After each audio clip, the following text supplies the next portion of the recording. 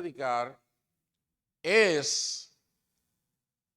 yo les voy a resumir, les voy a acomodar y les voy a comentar el mensaje del obispo de nuestra denominación, que es una persona que aprecio mucho en el Señor y con quien he andado alrededor del mundo en pos de la predicación del Evangelio. Su nombre es Randy Sizemore. Y con él yo he estado por Costa Rica, por México, por Nepal, y hemos participado en muchas actividades pro evangelio, pro evangelización, pro misiones para nuestra denominación, pero ahora él tiene la responsabilidad de darle la visión a nuestra denominación. Y la semana pasada, antepasada, estuvimos todas las iglesias representadas en Messiah College celebrando lo que se llama la Conferencia Nacional, donde todas las iglesias y ministerios representados nos reunimos y nos ponemos de acuerdo, clarificamos las cosas, actualizamos las cosas, vemos el impacto que estamos teniendo en el mundo y nos animamos y nos damos dirección sobre lo que tenemos que hacer. Entonces, en parte voy a leer parte del mensaje del obispo y en un momento voy a estar comentando y animándonos, aclarando el sentido de lo que se nos está diciendo. Pero miren lo que yo pienso, así en lenguaje llano. Simplemente Dios nos está aclarando, confirmando y ayudando a entender cómo debemos, número uno, cómo nosotros somos importantes y determinantes en el plan de Dios. Tú estás pensando, ¿para qué yo vivo? ¿Verdad? Para comer, para trabajar. A lo mejor puedo ahorrar unos chelitos y dejárselo a mis hijos o lo que sea. No, este mensaje nos va a ayudar a entender que hay más que eso de propósito en Dios para ti y para mí. Y no solamente nos habla del propósito de Dios, sino que nos da los recursos y hasta indicativos de cómo podemos desarrollar y lograr cumplir con esa misión. Básicamente es lo que con diferentes recursos el mensaje del obispo nos va a ayudar a entender. Así que, esto dice que la batería está bajita, pero yo tengo esto conectado. Si alguien puede venir por ahí, Neo, come check this out. Hello. Come, chequeame esto aquí, ven, que esté conectado. Please, no, aquí, here. Aquí adelante. Que no sé. Oh, sí. Ya lo vi. ¿Tú ves eso que está desconectado ahí? Tienes que conectarlo ahí. Ok. El mensaje del obispo tiene el título Cambiando el mundo con Jesucristo. Cambiando el mundo con Jesucristo. Y él dice, saludos en el poderoso nombre de Jesucristo. Qué momento tan desafiante y emocionante para vivir y servir como seguidores de Jesús. El gran volumen y la complejidad de los cambios del mundo que nos vemos obligados a afrontar a menudo, nos dejan abrumados y nos preguntamos qué será lo próximo que va a venir. No estamos solos con respecto a estar asombrados de los cambios del mundo. El obispo, para introducir su mensaje, nos habla de una canción de un autor que se llama John Mayer. Y es una canción muy interesante. Yo la escuché, solamente la conozco en inglés, solamente creo que existe en inglés. Y es una canción vieja, creo que del año 76, algo así por ahí. Pero esta canción en su coro dice, seguimos esperando que el mundo cambie. Seguimos esperando que el mundo cambie. Y yo viendo los detalles de la canción, es muy interesante, porque el autor está considerando cómo vemos problemas serios y en vez de buscar una alternativa para resolverlos, nos frizamos. O, en mi propio idioma, nos hacemos los locos y decimos, yo no le voy a poner la mano, yo no voy a mirar para allá, me voy a acostar a dormir a ver si cuando yo me levante mañana ya eso desapareció. Entonces, en ese sentido, se arma una dinámica de esperar versus ir. Esperar versus resolver. El obispo continúa diciendo que 14 veces en esa canción que dura 3 minutos se repite la frase esperando que el mundo cambie. No hace falta decir que esperar a que el mundo cambie para mejor es tan productivo como esperar que el agua caiga hacia arriba, que los impuestos bajen o que las tiendas esperen a que termine el Día de Acción de Gracias antes de poner los productos navideños en las ventanas. En contraste con esta actitud de congelarnos o de ser negligentes a la realidad que estamos viviendo, Jesús dice, he venido a cambiar el mundo. Y lo dice más claramente en Lucas capítulo 4, con palabras diferentes. Él dijo, el Espíritu del Señor está sobre mí, por cuanto me ha ungido para anunciar buenas noticias a los pobres.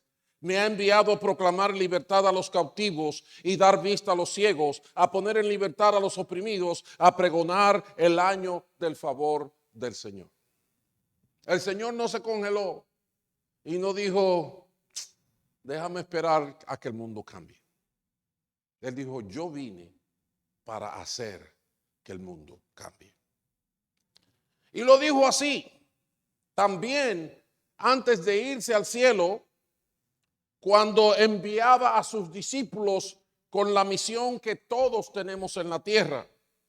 Él dijo en Mateo 28, se me ha dado toda autoridad en el cielo y en la tierra. Por tanto, vayan y hagan discípulos de todas las naciones, bautizándolos en el nombre del Padre y del Hijo y del Espíritu Santo, enseñándoles a obedecer todo lo que les he mandado a ustedes, y les aseguro que estaré con ustedes siempre hasta el fin del mundo. Perdón.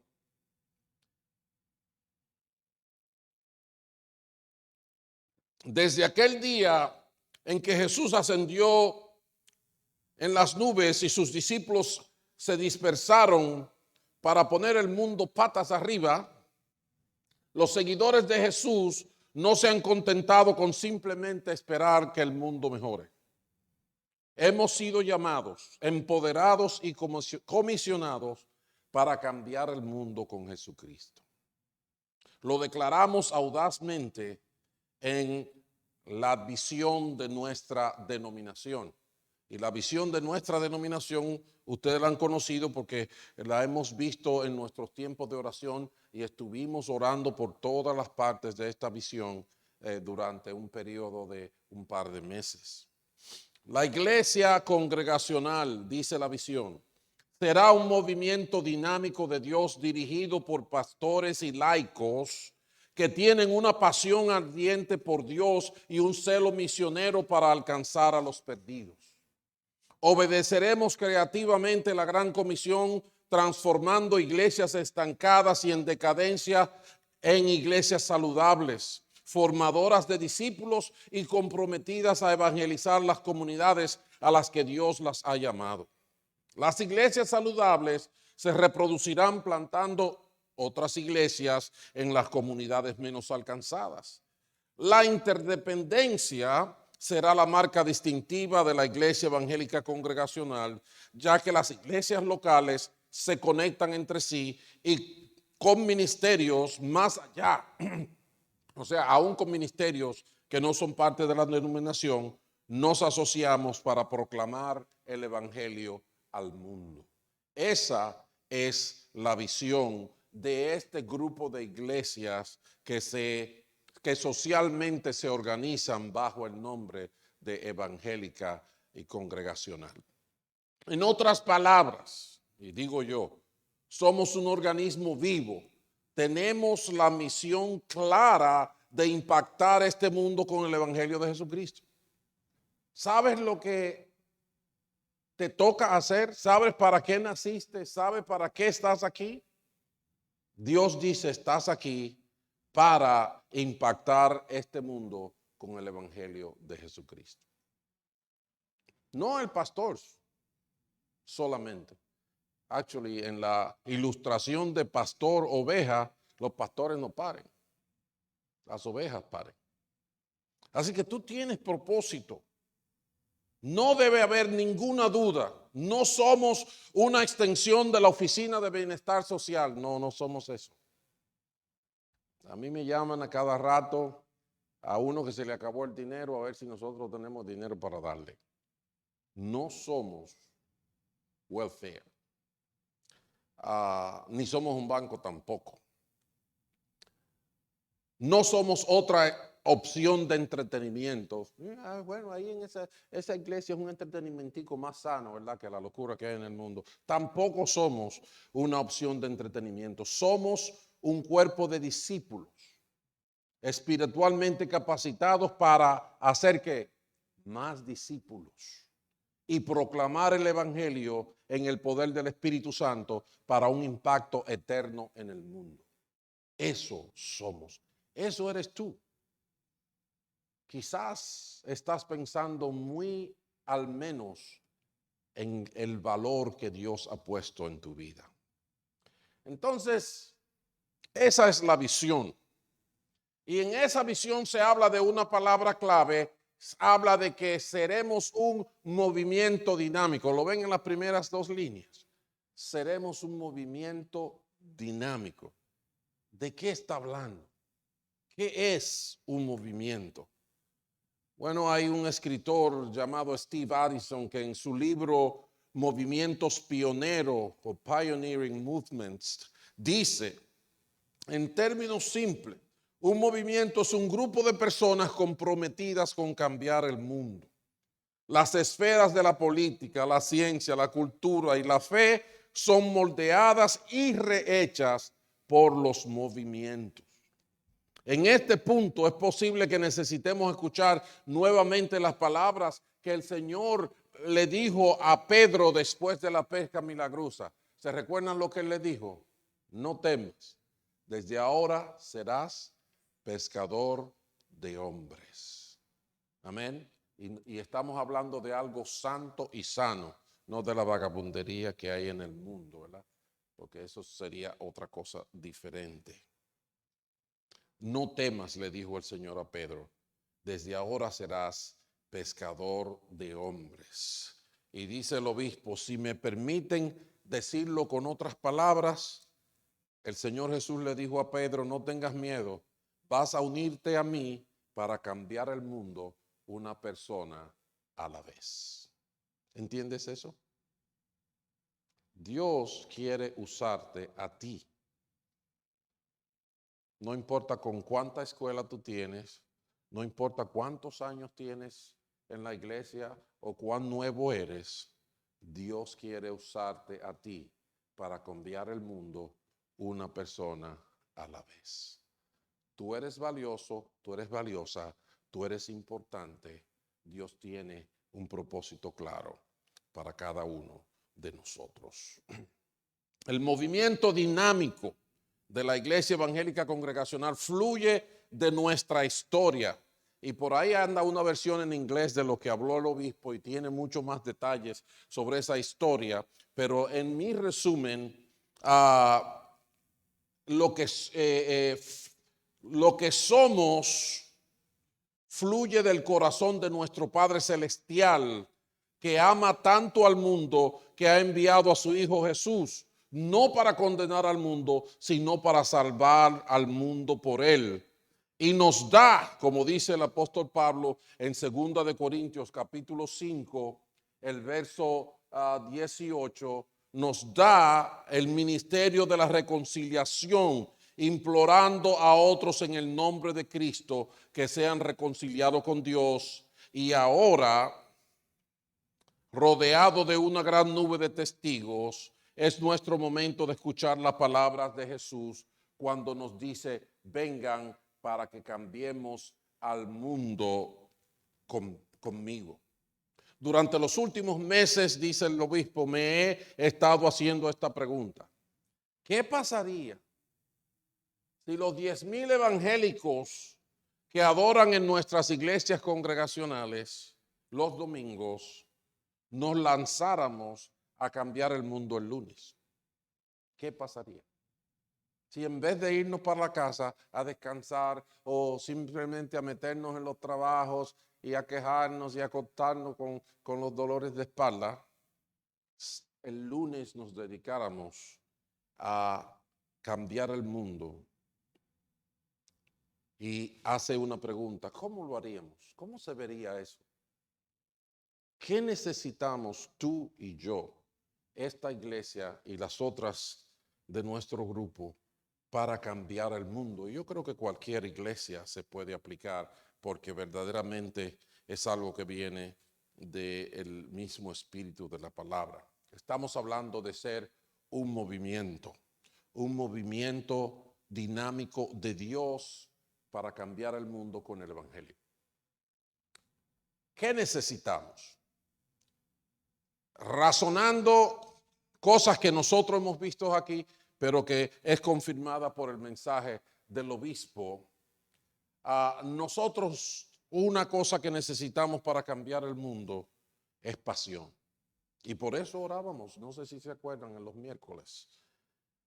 Pasión. Y usted dice, bueno, ¿de qué pasión usted está hablando?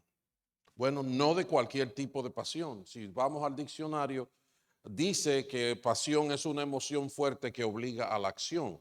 Pues más que eso, no necesitamos, necesitamos una pasión específica, una pasión ardiente por Dios, una pasión alimentada no por nuestras emociones, sino por el Espíritu Santo de Dios. Y esa es la gran diferencia de la pasión que nosotros necesitamos.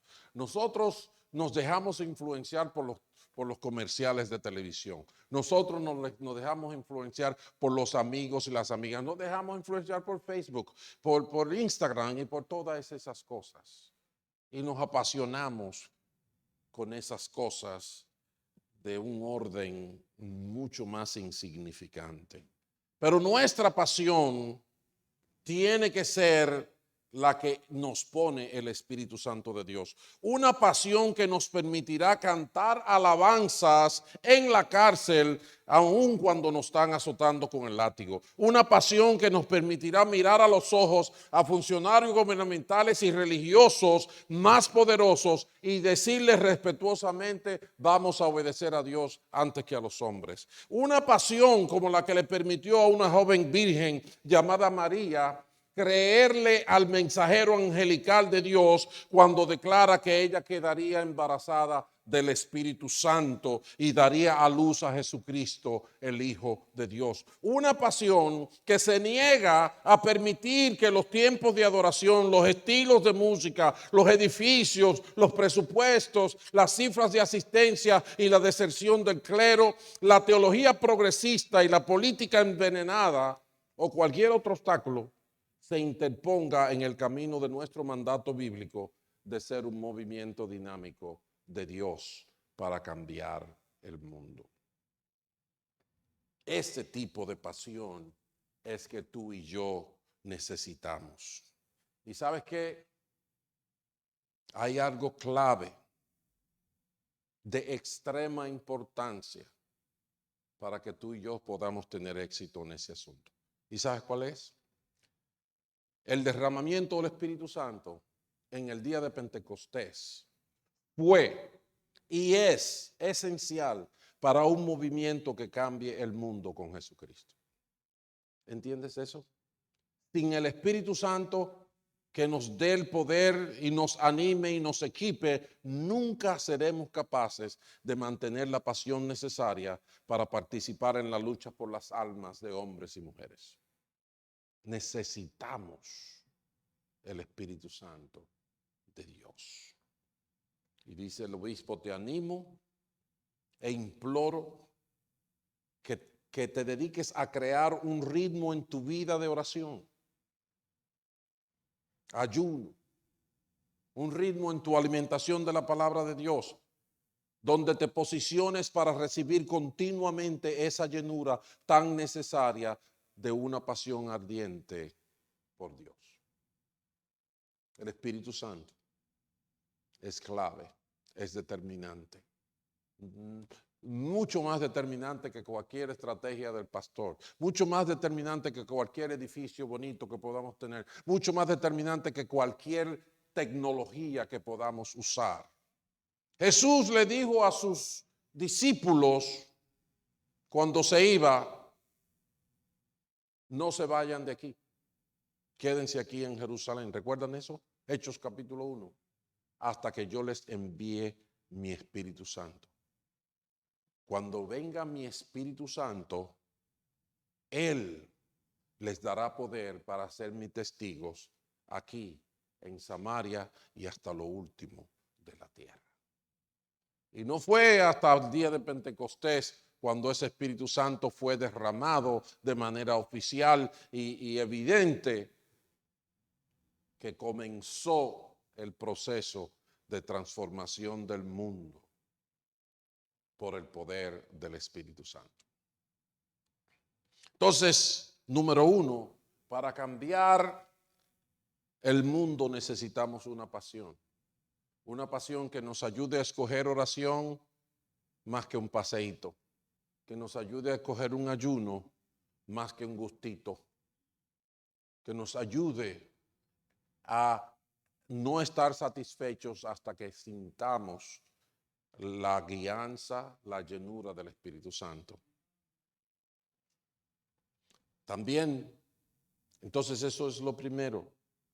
Tenemos que hacer una estrategia personal. Yo no te la puedo imponer como pastor, ni como amigo, ni aún como esposo puedo imponértelo.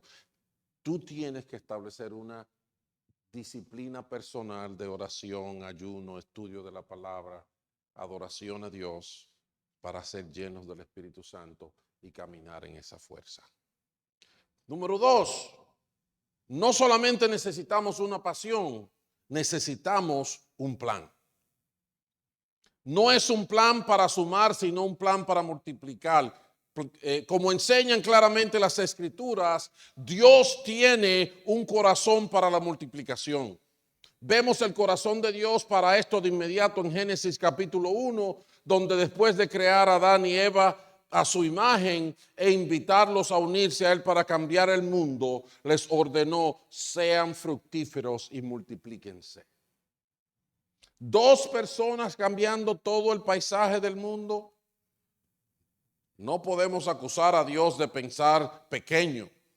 Él sabe que la multiplicación es la manera de cambiar el mundo. Más adelante en Mateo 28, Jesús repite el principio de multiplicación de su Padre a escala mundial en la Gran Comisión.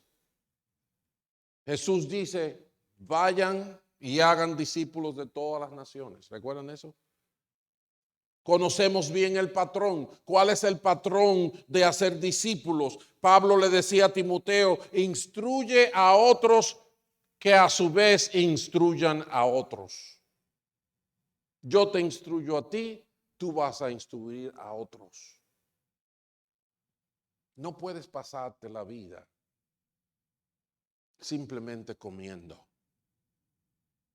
¿Saben lo que allá en la geografía de Palestina hay el mar de Galilea al norte y el mar muerto o mar salado al sur? Se conectan y tienen estas características. El mar de Galilea recibe agua del norte y la suelta para el sur. Recibe y da. Y es una fuente de nutrición para toda su comunidad. Allá hay mucha pesca y ahí muchos encuentran alimento. El mar Salado, por el contrario, solamente recibe del norte y no da para ningún lado. Se queda con eso ahí estancadito. ¿Y sabe cuánta pesca y cuánta productividad hay en el mar Salado? Bueno, simplemente quiero decirte que el sobrenombre del mar Salado es mar muerto, porque no da nada. Nosotros tenemos que servir, y en la manera como sirvamos y demos vida, vamos a disfrutar la vida. ¿Entiendes eso? Así que no te sientes ahí a esperar que el mundo cambie. Vamos a cambiar el mundo. Jesús dijo, como el Padre me envió, yo los envío a ustedes. Él comenzó con un grupito y les dijo que hicieran otro grupito, y nosotros somos fruto del grupito de uno y tenemos que hacer grupitos para seguir pasando el evangelio, discipulando a otros. Nos damos cuenta, pregunta el obispo, ¿quiénes somos? Porque somos el pueblo del evangelio, somos nosotros. No es otra persona quien lo tiene, somos nosotros, gente del evangelio, gente de las buenas nuevas, somos nosotros. Nadie tiene buenas nuevas como los hijos de Dios. Se nos ha dado el privilegio de anunciar, como dice Pablo en 2 Corintios, capítulo 5, que Dios está en el proceso de cambiar el mundo una persona a la vez, reconciliando al mundo consigo mismo en Cristo, sin contar los pecados de las personas. ¿Se acuerdan de esa escritura? Y Dios nos ha llamado a cambiar el mundo dándonos el ministerio de la reconciliación. Como embajadores de Cristo, somos el pueblo de las buenas nuevas, apelando a nuestros amigos, familiares y vecinos, en el nombre de Jesucristo, reconcíliate con Dios. Esa es una foto que hay en la palabra de Dios. ¿Tú sabes de quién? Tuya y mía. Una foto tuya y mía.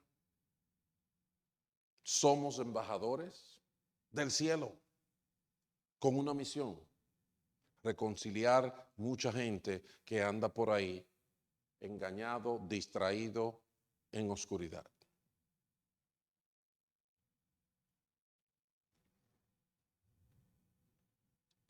Entonces, para cambiar el mundo necesitamos pasión, pero no solo pasión, necesitamos un plan. Y Dios nos ha dado la guía para ese plan. Entonces, este plan, ya de una manera más gráfica y más específica, debe de incluir énfasis en hacer discípulos. Tenemos que hacer discípulos. Venir a la iglesia es importante y es necesario, pero no vamos a parir hasta que no hagamos discípulos. ¿Entiende eso? Tiene que haber discipulado. Podríamos dedicar nuestro tiempo y esfuerzo a debatir si la evangelización viene antes o el discipulado después, y podemos perder mucho tiempo simplemente discutiendo palabras. Pero como evangélicos que somos, estamos de todo corazón de acuerdo en que una persona necesita nacer de nuevo, necesita crecer en la gracia de Dios y el conocimiento de nuestro Señor Jesucristo. ¿No estamos de acuerdo en eso? Es palabra de Dios. Oro, dice el obispo, para que cada vez más personas estén de acuerdo en que es urgente multiplicar nuestros esfuerzos de discipulado. Las estadísticas de la iglesia nos dicen que de las aproximadamente 350,000 iglesias en los Estados Unidos, fíjense qué cuadro más tétrico, de las 350,000 iglesias en los Estados Unidos, el 80% de ellas están estancadas o en declive. Aquí usted da la vuelta por 2 o 3 cuadras y cuenta 6 o 7 iglesias. Tenemos muchos locales, pero así como usted ve muchos espacios vacíos, muchas bancas vacías, así están todas, o la mayoría. Las iglesias que crecen simplemente crecen por adición, y esta es una evaluación estadística. Es decir, cada año añaden unas cuantas personas más de las que pierden. Si bien a todos nos encantaría crecer mediante la suma, debemos pensar como nuestro Padre Celestial, debemos pensar en grande. Para cambiar el mundo necesitamos multiplicar discípulos. En una reciente reunión, en una conferencia de implantación de iglesia que se llama Exponencial en Nashville, el señor Ralph Moore desafió a los líderes denominacionales y eclesiásticos a ver a nuestras congregaciones locales no como un campo misionero, sino como una fuerza misionera. Saben que muchas veces cuando he enseñado la parábola del Señor Jesucristo sobre el buen samaritano, ¿verdad? ¿Se acuerdan? Cuando él estaba respondiendo que ¿quién es mi prójimo? Después de la enseñanza yo tengo miedo de pensar que hay mucha gente que se identifica más con ser el hombre herido y sangriento en el suelo que aquel que lo ayudó a liberarse. Nosotros estamos supuestos a ser el samaritano, no el herido. Pero hay muchos de nosotros que nos gusta ser el herido. Ven a ayudarme, Pedro. Ven a ayudarme, Altagracia. Ven a ayudarme, Ramón. Yo necesito. No, Jesucristo le dijo después que explicó, ¿quién es mi prójimo? Y él dijo, ¿quién es el prójimo del hombre que estaba en el suelo? Dice, aquel que lo ayudó, y le dijo, ve tú y haz lo mismo. Ese es el llamado que nosotros tenemos. Nosotros no somos víctimas. Jesucristo pagó por nuestro pecado. Murió en la cruz drásticamente para que tú y yo no seamos víctimas, sino más que vencedores por medio del que nos amó. ¿Entiendes eso? Bendito el nombre del Señor. Él se merece ese aplauso y más. Bendito sea el Señor. Entonces, para cambiar el mundo necesitamos un plan, y ese plan tiene que tener esfuerzo de discipulado. Si no discipulamos, no estamos cumpliendo la gran comisión. La gran comisión fue: vayan por todo el mundo y discipulen, hagan discípulos. Amén. Los padres, nuestros primeros discípulos tienen que ser nuestros hijos.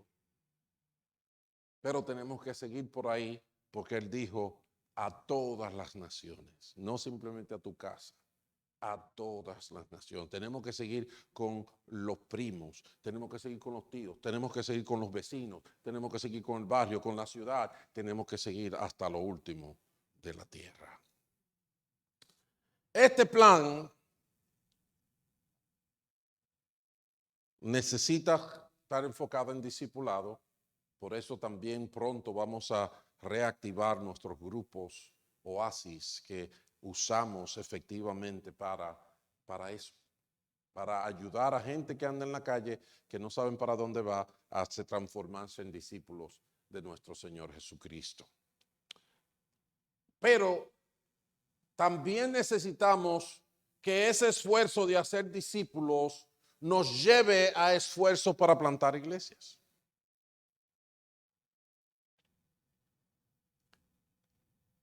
El obispo dice que en su papel de obispo normalmente visita una iglesia congregacional diferente casi todas las semanas. Las ubicaciones, la arquitectura, los edificios difieren mucho. Los estilos de culto, las liturgias, las canciones que se cantan, son muchos métodos variados. Los miembros provienen de numerosos orígenes, etnias, herencias, dinámicas familiares y experiencias de vida. Lo último que conocí en la conferencia nacional ahora, esta semana antepasada, es que tenemos ahora a un plantador de iglesia haitiano para plantar una iglesia entre haitianos en Redding, allí. 55 minutos de aquí. Y ese señor, que yo lo conocí, estaba yo con Manuel en el momento que nos pusimos a hablar, el que está plantando en Lexington. Ese señor me dio información de haitianos aquí en York. Dios se está moviendo. Y tú y yo tenemos que movernos con Dios. Eso es lo que la dirección de la palabra nos da y el obispo nos las está poniendo de manera práctica. Entonces, una cosa que tenemos que entender es que antes de que se consiguiera este edificio, la propiedad del lugar, las personas, los programas o cualquier otro aspecto de esta iglesia. ¿Sabe que esta iglesia tiene 100 años? Esta iglesia la fundaron, por lo menos el grupo que hizo este edificio, la fundó en el 1923. Y estamos en el 2024. Hace unos meses celebramos los 100 años de esta iglesia. Pero antes de que se consiguiera la propiedad del edificio, las personas, los programas o cualquier aspecto de la iglesia, ¿sabe lo que pasó? Y lo que tuvo que haber pasado es que alguien o algún grupo tuvo la visión de plantar una iglesia. Si eso no hubiera pasado, aquí no tuviéramos tú y yo. A lo mejor aquí hubiera una tienda de Sears o quién sabe, Walmart, en medio de la ciudad. Who knows? Y así que tenemos que pensar. Y la verdad es que en años pasados estuvimos en movimiento para hacer eso, tanto en Maryland, cuando teníamos una parejita de allá y unos amigos de Eddie, de Sandy, de toda esa gente allá, que yo fui hasta visitar a algunos a las cárceles allá a Maryland. Teníamos el ánimo para ir para allá, plantar una iglesia allá. Teníamos gente en Lancaster que estábamos mandando gente para Lancaster. Y teníamos la intención de hacerlo así, pero hubieron otros eventos no tan agradables para la iglesia que nos frustraron todas esas intenciones. Tenemos que plantar iglesias. Porque ¿qué hacen las iglesias? Yo conozco a Eddie, que está ahí sentado, hace como cuántos años. Como 18, 20 años. ¿Y cuántas vueltas no hemos dado? ¿Y cuántas cosas no hemos hecho para poder llegar a tener una cierta consistencia de la fe? Y por ahí anda Angelina, que nació durante ese tiempo. Y aquí anda Angelina, que hasta la hemos puesto a cantar aquí. Y yo espero en Dios que pronto ella esté disponible también. Tenemos que hacer los esfuerzos para plantar las iglesias.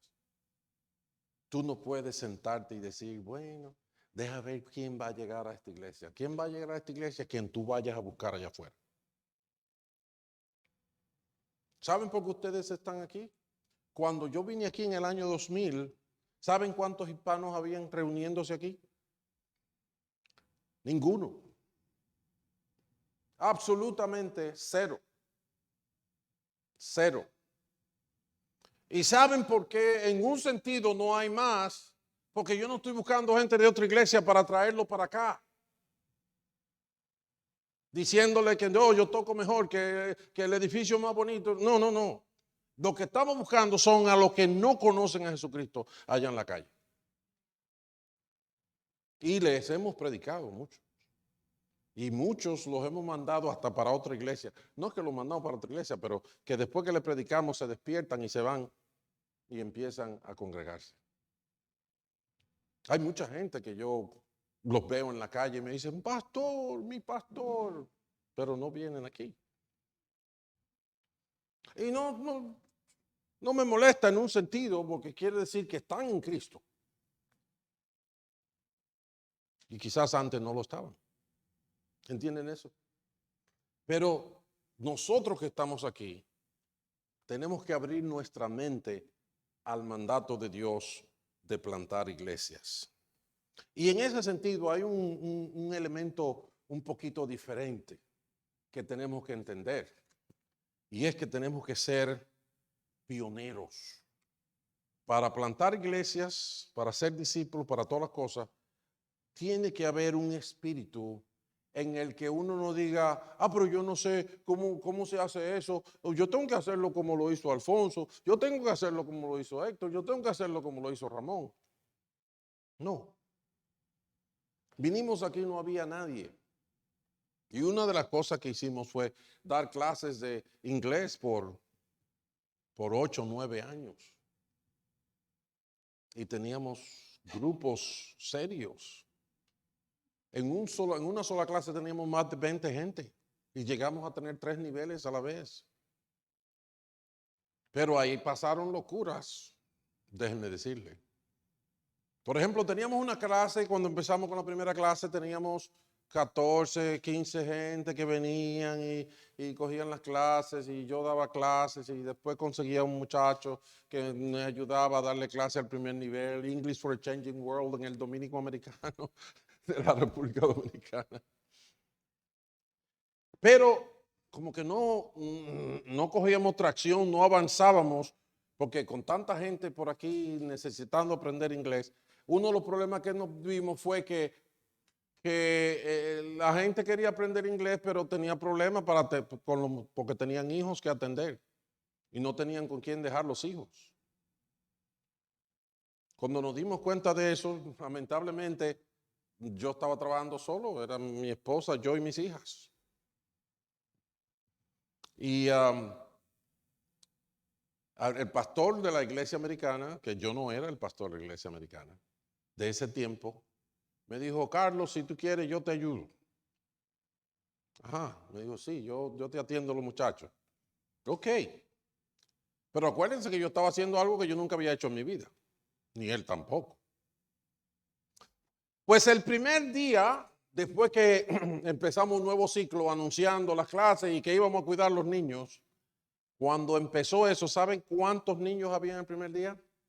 Más de 25 niños. ¿Sabe quién lo estaba atendiendo?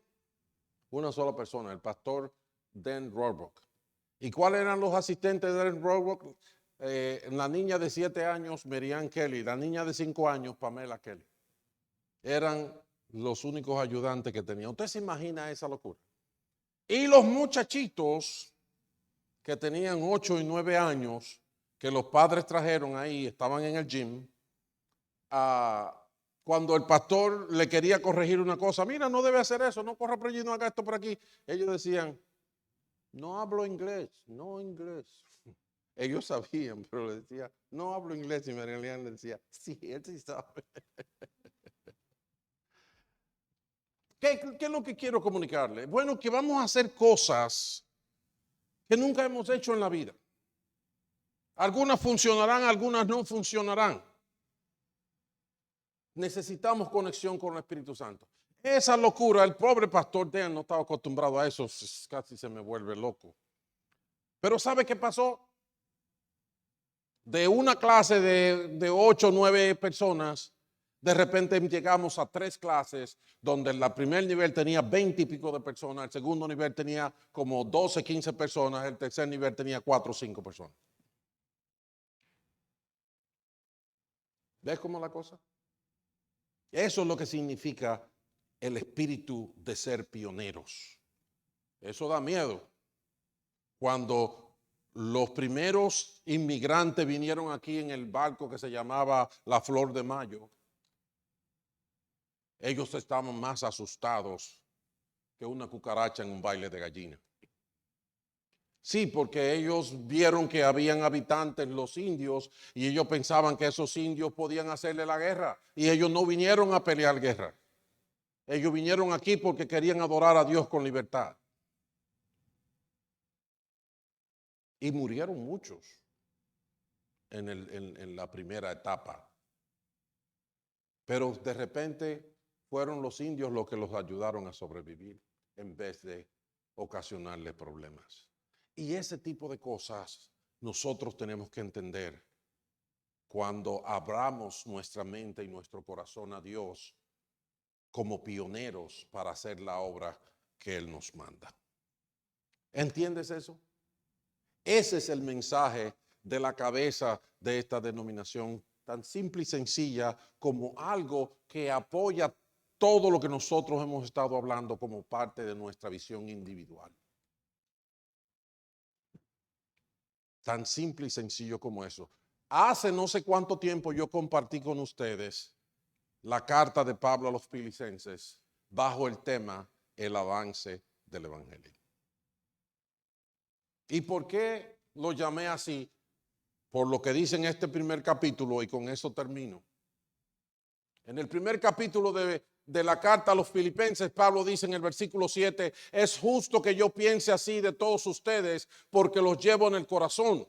Él estaba agradeciéndole a Dios por ellos y por su conocimiento de Dios. Pues ya sea que me encuentre preso, porque Pablo estaba preso, o defendiendo y confirmando el Evangelio, todos ustedes participan conmigo de la gracia que Dios me ha dado. Fíjense que Pablo está definiendo su propia vida como uno que está defendiendo y afirmando el Evangelio, a menos que lo agarren preso.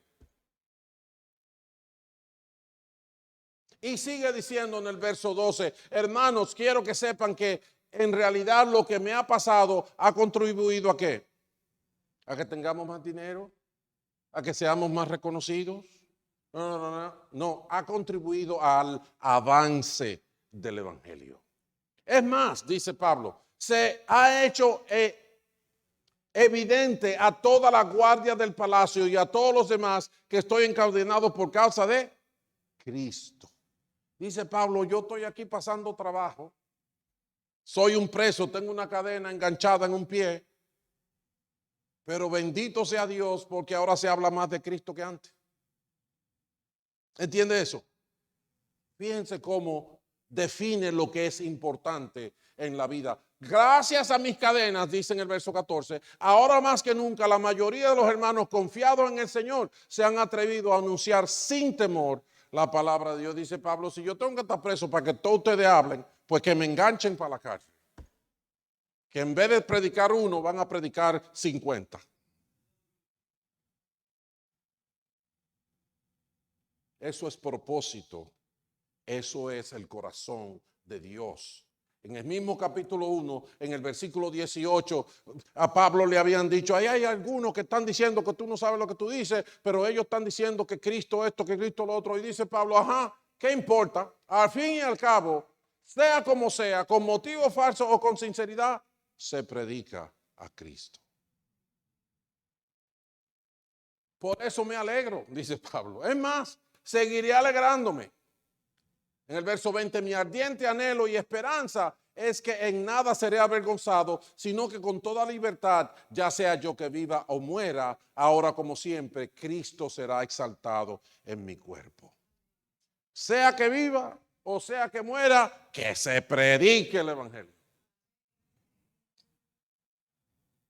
El verso 25, convencido de esto, dice Pablo, sé que permaneceré y continuaré con ustedes. Él está diciendo, si me voy a morir o si no me muero. Él dice, no, yo creo que me voy a quedar vivo porque Dios quiere que este evangelio se predique.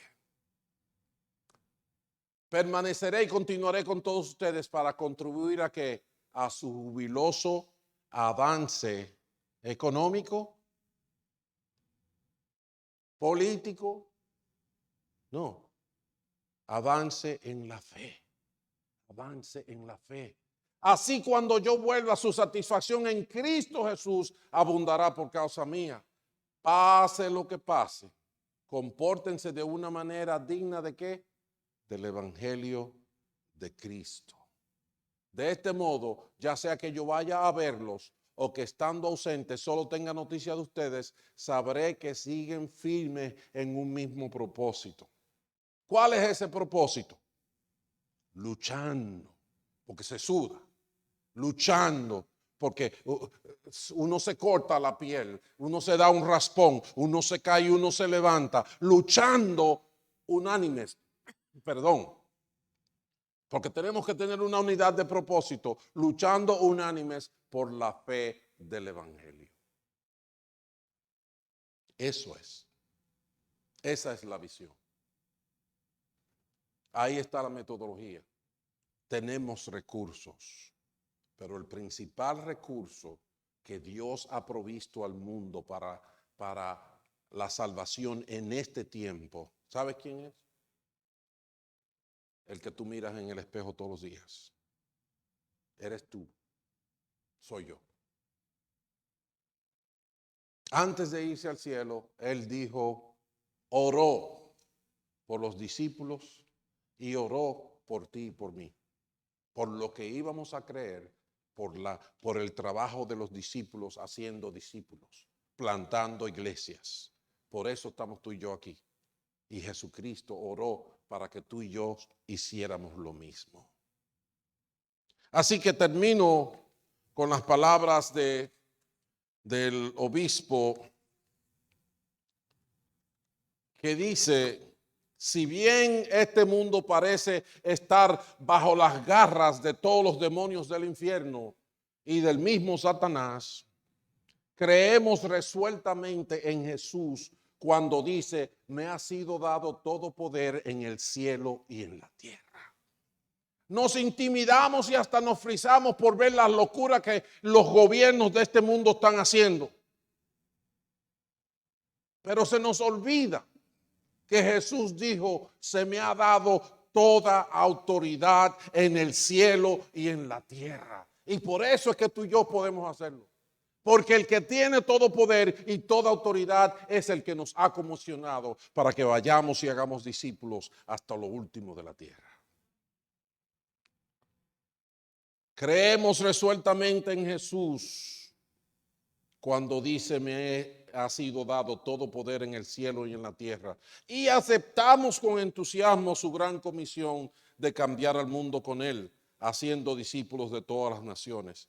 Y reconocemos con gratitud que independientemente de nuestros éxitos y fracasos, Él está con nosotros siempre hasta el final. Bendito sea su nombre hoy y siempre. Santo es el nombre del Señor. Le voy a invitar a que se pongan de pie y que oremos. Le voy a invitar a que tú hables con Dios y le digas